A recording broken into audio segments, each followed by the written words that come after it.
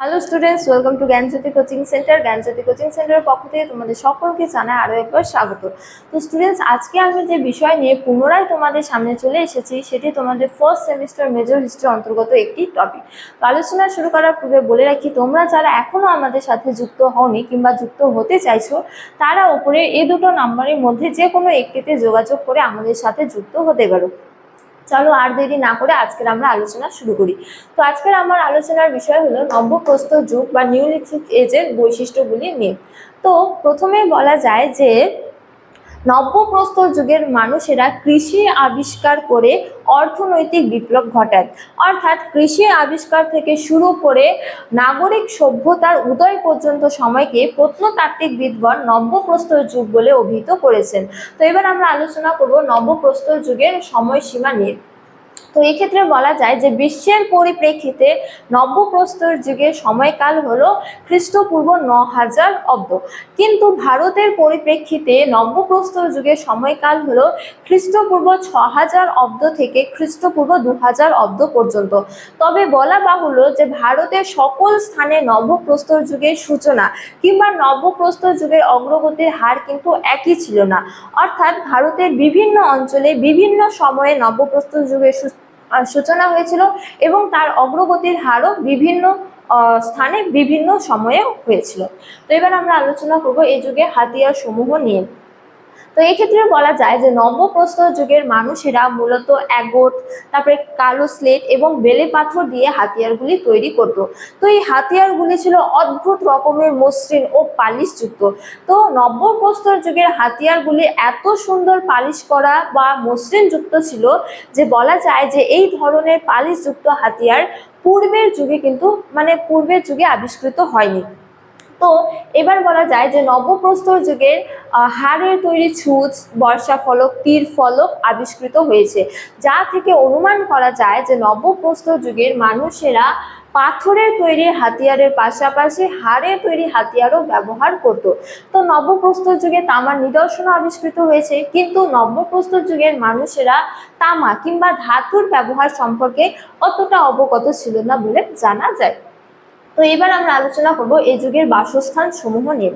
তো বলা হয়েছে যে নব্যপ্রস্তর যুগের মানুষেরা যাযাবর জীবন পরিত্যাগ করে হচ্ছে যে স্থায়ীভাবে বসতি গড়ে তুলেছিল। অর্থাৎ তারা কি করত, স্থায়ীভাবে বসতি গড়ে তুলতে উদ্যোগী হয়েছিল। তো তারা মূলত ঘরের চালার দেওয়ালগুলি কাঁচা মাটি ও পাথর দিয়ে তৈরি করে গৃহ তৈরি করে বসবাস করত। আবার কখনো কখনো তারা তাঁবু খাটিয়েও বাস করত, যার নিদর্শন আবিষ্কৃত হয়েছে পিকনি হল থেকে। তো এবার আমরা আলোচনা করব নব্যপ্রস্তর যুগের মানুষের জীবিকা নিয়ে। তো বলা হয়েছে যে নব্যপ্রস্তর যুগের মানুষের জীবিকা হিসেবে কৃষিকাজ ও পশুপালনের অগ্রসর বৃদ্ধি পেয়েছিল। তো এই সময় তারা পাথরের ফলা দিয়ে মাটি খুঁড়ে বীজ বপন করে প্রচুর পরিমাণে ফসল উৎপাদন করত। তো তারা কি কি ফসল উৎপাদন করত? তারা মূলত ধান, গম, যব, বার্লি এবং কি ডাল উৎপাদন করত। এছাড়া তারা কি হচ্ছে যে কার্পাস তুলো উৎপাদন করতে জানতো। তো নব্যপ্রস্তর যুগের মানুষেরা গৃহপালিত পশু হিসেবে গরু, ছাগল, মহিষকে পোষ মেনেছিল। তো কৃষিকাজ ও পশুপালনের পাশাপাশি নব্যপ্রস্তর যুগের মানুষেরা আগুন জ্বালাতেও শিখেছিল। তো নব্যপ্রস্তর যুগের মানুষেরা আবার প্রথমে হাতে এবং পরে কুমোর চাকা দিয়ে মৃৎশিল্পও তৈরি করত। তো এই জীবিকাগুলির পাশাপাশি নব্যপ্রস্তর যুগের মানুষের আরো কতকগুলি পেশা ছিল, যেমন গৃহ নির্মাণ, তারপরে মৃৎশিল্প তৈরি করা এবং কি নৌকা তৈরি ইত্যাদি। তো এবার আমরা আলোচনা করব নব্যপ্রস্তর যুগের মানুষের সাংস্কৃতিক বৈশিষ্ট্য নিয়ে, অর্থাৎ তারা দৈনন্দিন জীবনের পাশাপাশি আর কি কি করতো তা নিয়ে। তো নব্যপ্রস্তর যুগের মানুষেরা কি করতো, তাদের দৈনন্দিন জীবনের একঘেয়েমিতা দূর করার জন্য বা আমোদ প্রমোদের জন্য গুহা গাত্রে অঙ্কন করত, ছবি অঙ্কন করত। তারা মূলত কি নৃত্য ও শিকারের দৃশ্যগুলি অঙ্কন করত। তো নব্যপ্রস্তর যুগের মানুষেরা আবার নৌকা তৈরি করে বা জাহাজ তৈরি করে সমুদ্র যাত্রাও দিত। তো নব্যপ্রস্তর যুগের মানুষেরা মৃতদেহকে কবর দিত। তারা মূলত তিন চারটি পাথর দাঁড়িয়ে তার উপর আরেকটি খণ্ড পাথর দিয়ে মৃতদেহকে কবর দিত। তো এই যে কবর ব্যবস্থা, এই কবর ব্যবস্থাকে ডোলমেন কবর ব্যবস্থা বলা হয়। তো বালুচিস্তান থেকে নব্যপ্রস্তর যুগের মাতৃকা দেবী আবিষ্কৃত হয়েছে এবং বিহারের চিরান্ত থেকে নব্যপ্রস্তর যুগের সর্প মূর্তি আবিষ্কৃত হয়েছে, যা থেকে অনুমান করা হয় যে নব্যপ্রস্তর যুগের মানুষেরা মূলত মৃত্তিকা দেবী ও সর্পের পূজা করত বলে অনুমান করা হয়। তো এবার আমরা আলোচনা করব নব্যপ্রস্তর যুগের প্রত্নকেন্দ্র নিয়ে। তো বলা যায় যে ভারতের প্রায় সর্বত্রই কম বেশি নব্যপ্রস্তর যুগের নিদর্শন আবিষ্কৃত হয়েছে, কিন্তু এর মধ্যে অন্যতম কয়েকটি স্থান হলো বালুচিস্তান, ওড়িশা, বিহার, আসাম, দাক্ষিণাত্য ইত্যাদি।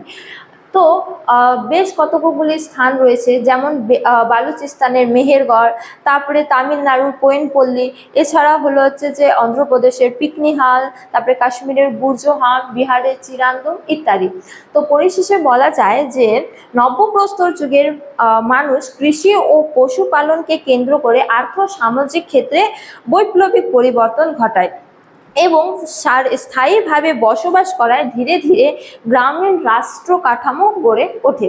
তো স্টুডেন্টস, এই ছিল আজকের আমার আলোচনার বিষয়। তোমাদের ভালো লাগলে অবশ্যই লাইক করো এবং ভিডিওটি বন্ধুদের সঙ্গে শেয়ার করো এবং আমাকে অবশ্যই কমেন্ট করে জানিও তোমাদের ভিডিওটি কেমন লেগেছে। তোমাদের সাথে দেখা হবে অন্য এক ভিডিওতে, অন্য এক টপিক নিয়ে।